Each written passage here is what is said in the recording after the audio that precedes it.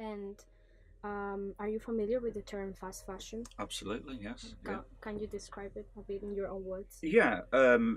My my understanding of it is that it's fashion that is produced very quickly and very cheaply, with inspiration from the let's say the fashion houses and the companies like, for example, Primark and Topshop.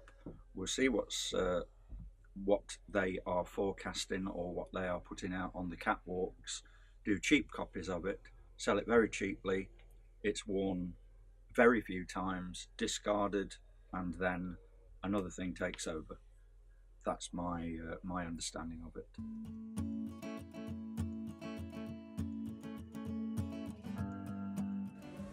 Slow fashion, I guess, would be the complete opposite. So things that have been produced a long time ago and pre-worn and pre-loved, pre-owned by other people, then passed on through various different channels, and then either repurposed to give them a new lease of life, or just taken as they are.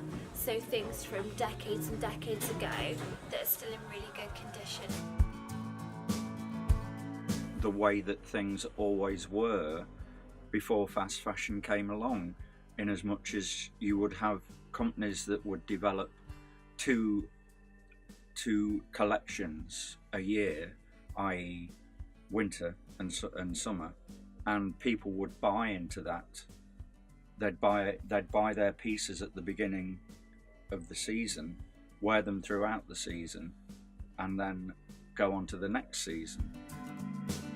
Because we sell second-hand clothing, we're doing our bit towards sustainability, which is a word that is on everybody's lips at the moment.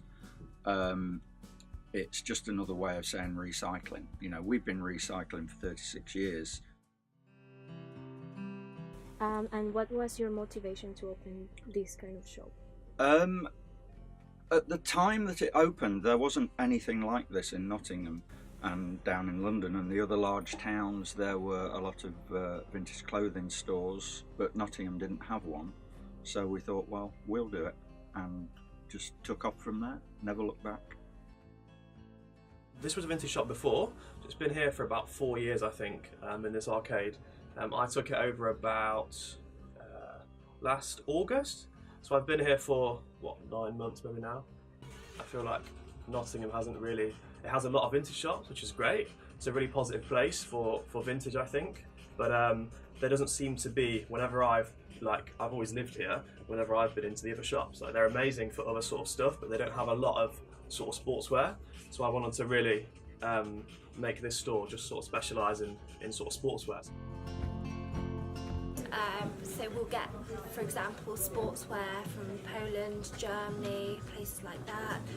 We get USA sweatshirts, obviously from the US, so like for football teams and things like that, they're actually from the teams, which is really nice. The vintage clothing is sourced in America, where there is such a huge amount of it that it makes it a viable proposition to go to America and buy container loads of second-hand clothing, ship them over here to England and process them and sell them. The second-hand clothing is very good quality because it's from America, and the customer in America demands things of quite high standard manufacture and material quality, and therefore the second-hand clothing lends itself to be worn again. We get our stuff from some in the UK and some kind of in Europe, even some stuff from America. But yeah, generally, as I said earlier, we handpick a lot of it. So it's a case of us going, whether that's driving or flying or whatever, to wherever we're going to go and handpicking a bunch of stuff. Over the weekend, I went to Berlin just for like a weekend away, and I went to a local market there and just picked up a couple of bits, which I thought were cool and would be cool for the shop. The demographic, as we call it, of our customers would probably be, I would say, as young as 12 and as old as 70. But the the main core of our customers are probably 18 to 25-year-old students. We have quite a lot of customers who come back on a regular basis, a lot of students, but yeah, a bunch of other sort of professionals and quite a lot of sort of young creatives who work in and around town come here quite a lot. So yeah, it's a good mix of people.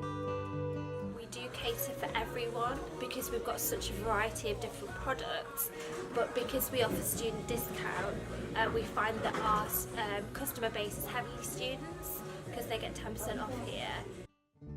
The biggest problem is the availability, because when a customer comes in, they might be looking for something very specific and they'll find something they like, but perhaps the size is wrong. And because it's a one-off item, it's not like we can go to the rail and say, oh, we've got it in a different size, and that can limit us to a certain extent. I don't think we're unique in any way really to any other business. We suffer the same pitfalls as any other retailer, in as much as our costs are constantly going up, but our turnover, i.e. the money that we can take off people, isn't necessarily going up in conjunction with that, so you're always fighting against rising costs.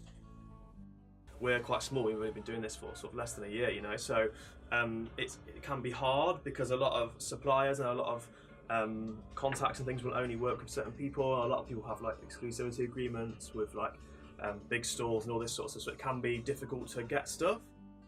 Also, we find, like I said, with any other high street shop, people are very sort of still fashion conscious, so there could be something that's really on trend and we have to sort of think about that for what clothes we're putting in the window or what clothes we're selling, but we can't turn our stock around as quickly. So for example, a lot of the shops on the high street have already got like their midsummer stock, and it's still quite cold outside, so we're still carrying things like heavier jackets and jumpers, but with any other high street shop they would have already moved with another season entirely. How you think your shop contributes to the slow fashion in terms of maybe fighting overconsumption? It's difficult for us to know because we are sort of working in the same market as fast fashion. People will buy pieces from us, especially on the vintage front, that might fit in with what is being sold as fast fashion at a certain point. Because we're a small store and because we're independent, we have a very, very small team. So every part of the process can be linked back to a handful of individuals that work as part of the team. So in terms of the garments, they're no longer part of the modern process. So there's no sort of exploitation in terms of like factory workers or anything like that. All the garments have already been used and loved and recycled. So there is that sort of ethical nature of the products. And because we are a small team, we can limit our own impact on the environment.